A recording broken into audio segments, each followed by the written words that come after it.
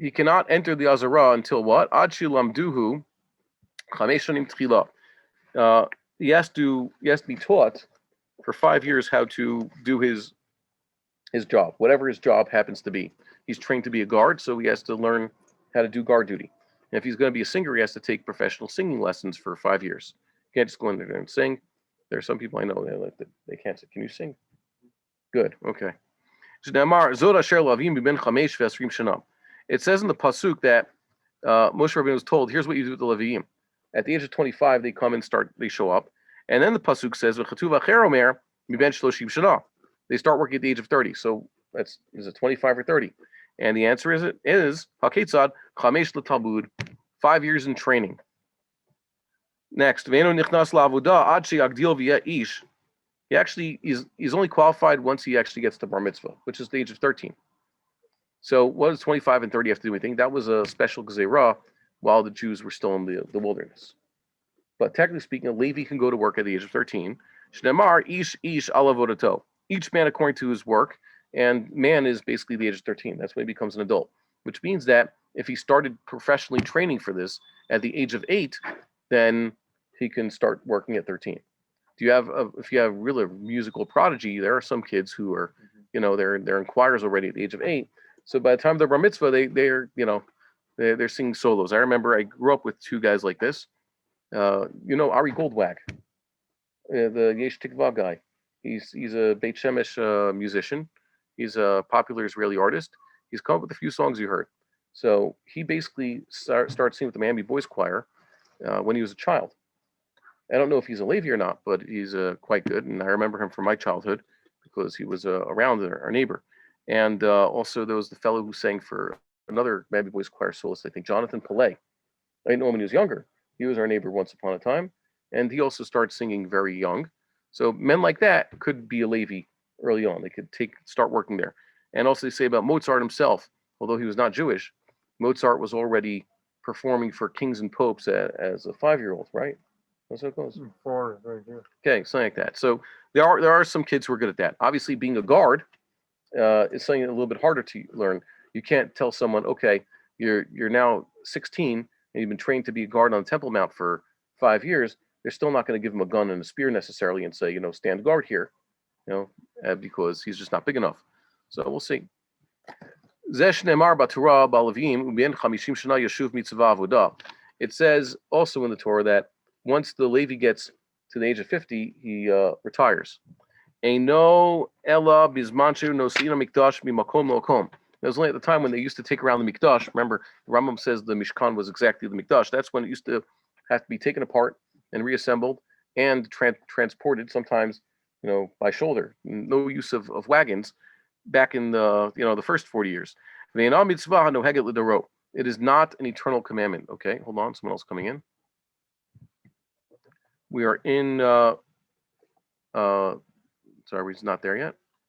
We are in Hilchot Klei Mikdash V'Ovdim. It's right over here. I'm going to show over here, so it's on the screen. Next. This whole thing that a Levi should retire at the age of 50 was not a permanent rule. Let me move this out of the way so I can read this better. It says here, so what disqualifies them? Lidorot, Ben Levi is not disqualified through his age or some other blemish. Why? Who is disqualified by a blemish? A Kohanim. Okay, and there's a whole list of blemishes, physical blemishes. Ela Bakol has to do with his voice. Once he's not singing right anymore, due to his age, then he retires from the job in the temple. However, even though he got to this age where he's already croaking, not dying, but he sounds like a frog. So the Rambam thinks that perhaps he can continue being one of the gatekeepers. He could go to some other duty. Okay, we'll see. What? Why? I believe previously with the Ramban, Yeah. that the age of 50 precludes a Levi from being not just a carrier or a guard, but even a singer. Yeah. So why should it be not the other way around? Now that a failed voice precludes the Levi, he should be allowed to do everything else. I don't know. Although I believe it's a machlokas. Okay. Well, I have to look. I can't comment on it. I just know that this rule about the age of 50 as a cutoff line was once upon a time, but not an eternal rule. This is something interesting that we're going to compare this with the Rambam's language later. He says here, Shmuel haroeh David hamelech chilku avim le'esrim va'arba mishmaroth. It says Shmuel the roeh, that's Shmuel Navi. But why is it called Shmuel roeh? Because the Rambam is basically quoting this from Divrei Yamim, the first book, verse 9:22. Okay? It says that Shmuel roeh and David hamelech were the ones who divided Levim into 24 mishmarot. In the Torah, we have different Levitic families. They're first mentioned Gershon, Kohath, and Merari. And the first generation, there's different subfamilies. And then Parshath Pinchas, it's a little bit changed around based on their numbers. So there's other Kohanic groups. By the way, one Kohanic group that existed was the Amrami. Wait a minute. Sorry, Levitic group. Who are the Amrami? Amram only has two sons. It's Moshe and Aaron. And all the Aaronites are Kohanim who do not fall into a Levitic group. So Amrami is basically the name of the family of Levim that came from Moses. And it could have just been called the family of the Moshe.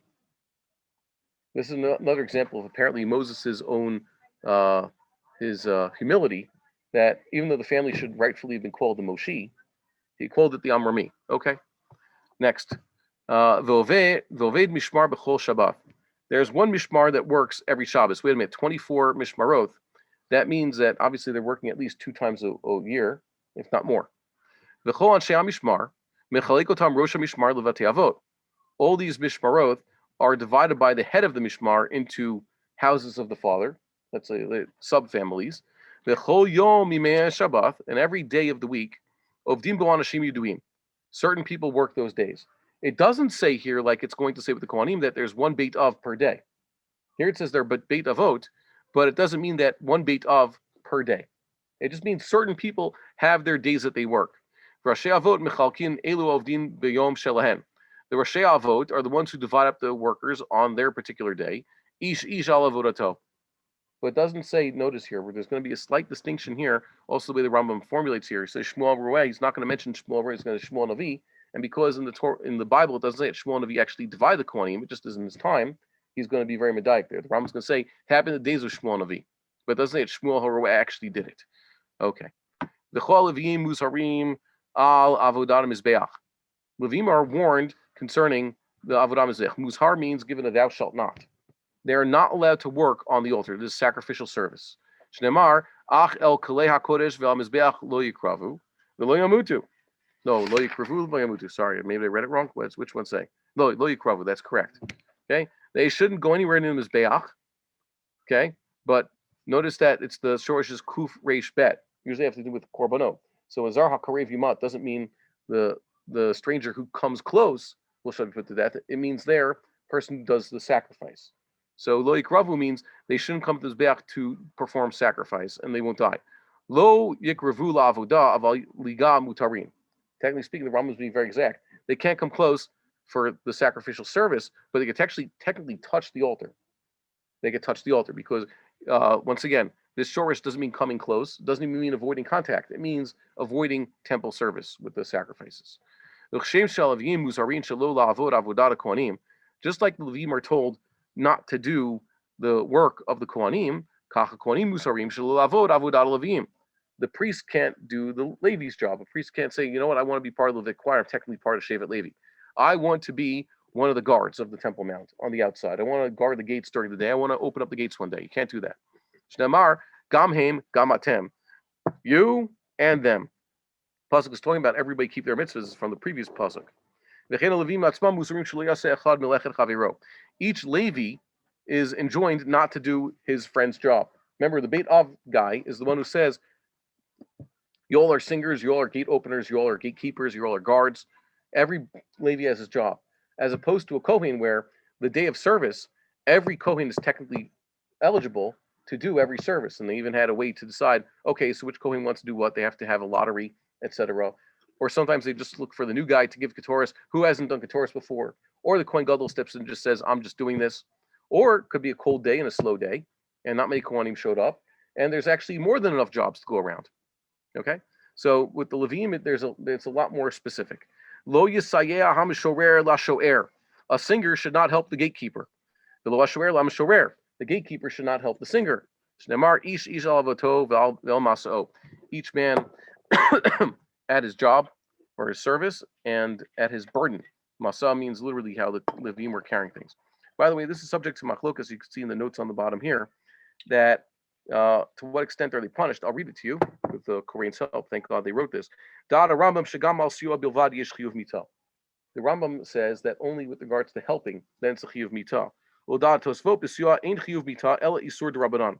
This helping out is not an actual no, thou shalt not of the Torah. According to the Tosfos, it's just an isur derabanan. The Smog says, Levi shavad avodah she'ena avodato eno chayav mitah. V'imhu rak b'seiah davar mutar l'chadchila. The Smog says once again, he's not chayav misa for helping out or doing this. Sorry for doing it. And if he just helps the Kohen, so perhaps it's even permissible. Very, very strange thing. I remember I thought this was the case. I assumed when I was a younger fool for not having studied these things at all, I thought that late Levim could help Kohanim. And the Mashgiach, Rabbi Bamberger, told me, no, it's not the case. Levim and Kohanim are supposed to stick to their jobs. They discover that apparently the Smog says, no, technically speaking, a Levi can help out. Hold this for a minute. Okay? Even though the Rambam says that it's pretty strictly forbidden here. Yeah. No, not from a strictly technical point of view, but more conceptual. This extreme punishment does this extreme punishment not harm the harmony that should reign in the Beit HaMikdash? There's a lot of extreme punishments. A lot of this is misa b'dei shemayim. It's not that they would actually, kill someone, although there were cases where the Kohanim really enforced this. But the fact is that when the Torah tells you a lot of times someone's deserving of death, it's less that, yes, that we're looking to put people to death, and more like we're trying to emphasize the gravity of the sin. That's all. Trying to emphasize that there's certain rules that are unbreakable, and that's the case. That's all they're trying to say. And perhaps the Levim, you should take this seriously. If I'm telling you, you work in God's house, and he holds it very strictly, just like he says, don't offer, tameh as a sacrifice, or an animal that's non-kosher, and don't do someone else's job. So you better understand that. Don't do that. That's what God wants. Obey him. We would like to encourage our viewers to share these videos with friends and send in your responses. If you would like to obtain Birkon Nusach Eretz Yisrael or invite the rabbi for a speaking engagement, please email us at office@machonshilo.org.